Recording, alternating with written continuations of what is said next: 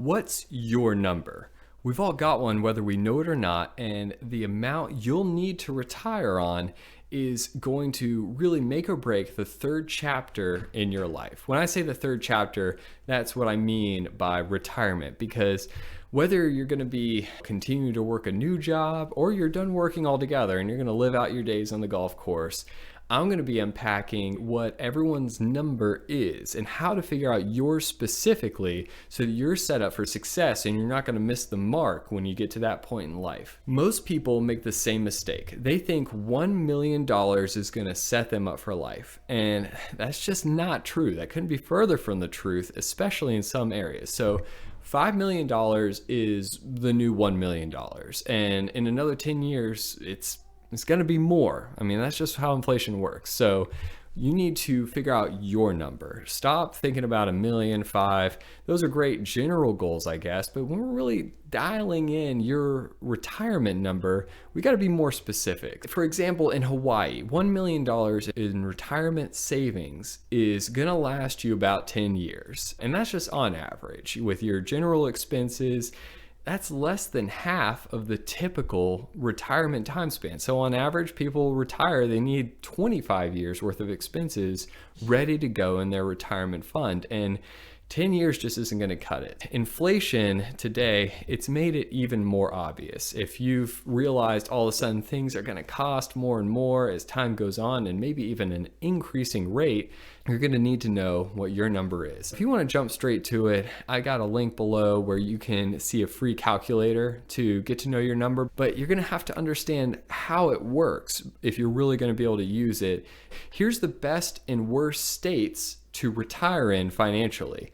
According to CNBC, like I mentioned, Hawaii is one of the worst. And then we've got New York, California. These are the worst states to retire in. And $1 million is only going to get you 10 years to maybe 15 years of retirement expenses. Mississippi, Oklahoma, Kansas, these are the best states to retire in. And $1 million is going to last you more than double that. It's going to last you about 25 years. So maybe if you're living in one of those states and you want to live there forever, then $1 million could last you your retirement. But that's a lot of ifs. So we want to make sure we figure out what your number is. And that doesn't mean you have to move states to retire in Hawaii or retire in Kansas or the opposite. You just need to know what your number is, and then we can really dial in what your goals are and how to make sure that you're secure in your retirement. So here's how much you need to retire on. First, you need to know your current age and the age you want to retire. We'll call that like your run time, okay? So let's say hypothetically you're 25, you want to retire when you're 65. All right, you got 40 years to save, to invest, to grow your money and have it work for you to be ready for retirement. And the next thing you'll need to determine is how much money you have set aside for retirement and how much you're going to contribute each month. Finally, the money needs to be invested. So you've got your runtime of 40 years. You know you're going to be, let's say, investing $100 a month, which frankly is not going to be enough. And then finally, the money needs to be somewhere where it's working for you, because compounding interest is going to be your golden goose. It's going to be your secret weapon. It's going to be your key to success. So if you're having your money work for you and compounding over time, it's going to grow exponentially. If you're wondering, oh man, I got to figure out how I'm going to invest in the next big thing, I got to figure out what the next crypto is in order to be able to double my money, that's not true. If you just invest your money in assets like even just index funds every 7 to 10 years, it's just going to double and double and double. And so if you've got 40 years to work, you've got a long time to grow your money and to have it really work for you. Rather than doing some crazy calculations on your own, use the calculator that we're providing, and that's going to give you your best estimate. It's also going to give you some good insights on how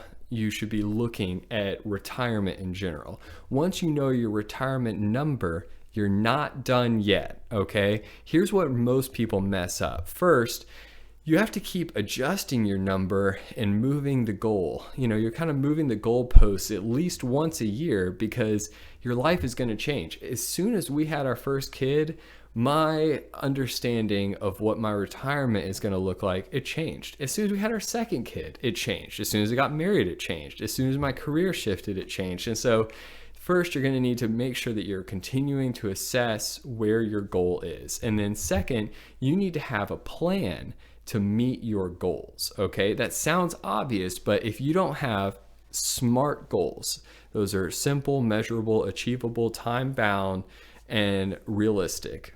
Got the last two flip-flop there, but you understand. So SMART goals, if you don't have those laid out on paper, written down, I mean, you got to have someone that is keeping you accountable, checking in with you, making sure that these are achievable and something that you're really going to be going after, and hopefully that you're going to exceed.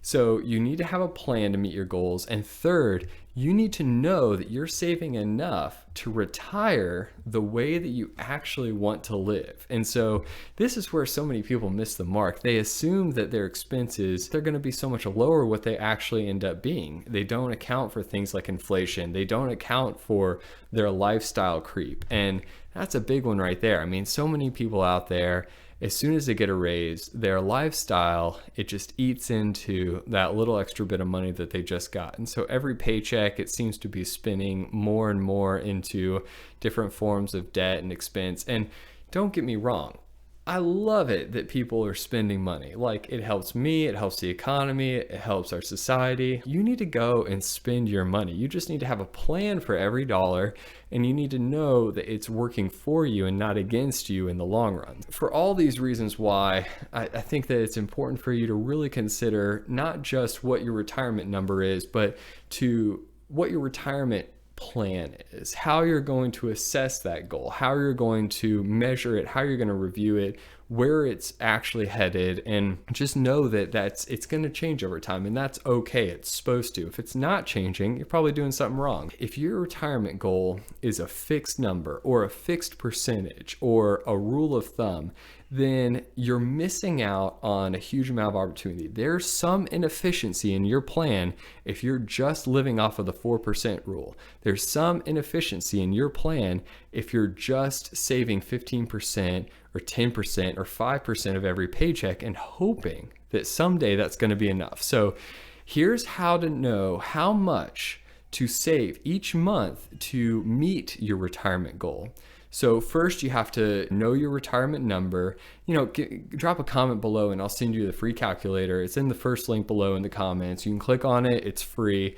Most people are not saving enough each month to meet their goal. All right. So I recommend figuring out what your number is, using the calculator to determine what your monthly contribution should be, and seeing where the gap is, because 99% of people I work with, when they find their number, they set their goal and it's more than what they're currently doing. I rarely see someone who's accidentally saving more for retirement than they actually need. And so I recommend figuring out what your goal is and then increasing the amount you put away for retirement by 1% at a time. Don't all of a sudden take your budget and take your lifestyle and say, well, we were saving 5% of our paycheck for retirement. We're supposed to be saving 17% based on this calculation. So we're just going to need to go ahead and pull the lever and sell the house, sell the car, sell the kids. Like, we got to just hit the eject button and get out. And that's not the right way to do this. The right way is to make incremental shifts towards your goal, 1% at a time. And as you start to make those shifts, you may find that it's actually easier than you thought, and you're able to save more. You may be able to speed up your timeline, because guess what? If you find that 17% was your goal and you get a big raise, maybe you're saving 20% of a higher number, all of a sudden, instead of 65, I'm retiring at 55. And how encouraging is that you could be retiring even earlier or entering into that third chapter in life, that third turn, in a quicker way. So most people, if you're looking for a general number, and I don't recommend to just live by this forever, but if you want a starting point, then most people need to invest 15% of their paycheck to meet their retirement goal. And so if you're looking for the average, it's 15%. If you're looking for the average return that you can live off with your investments, it's 4%. And I'll tell you what, these numbers are garbage because, everyone has their own number. The whole point of this is to find what is specific for you, because if you're just living where really your number was 17% or your number was 13%, but you're just putting 15 in, that's a 2% inefficiency in your paycheck. You're taking 2%, you're putting in the wrong place. That 2% over 10 years can turn into hundreds of thousands of dollars, either that you've overinvested or worst case scenario that you've underinvested in yourself. And so think about that. If you have a 1% inefficiency, it can turn into hundreds of thousands of dollars of lost opportunity 10 years down the road. This week, I unpacked the one thing that you could do to change your life, and that's finding your retirement number. Next week, I'm going to be talking about real estate. We're going to be unpacking the number one biggest expense likely in your life, and we're going to be finding some ways to really break into this market and benefit you. And if you're looking for something to dive into about making or breaking that rock bottom, check out David Glasheen's story right here, and I'll catch you next time.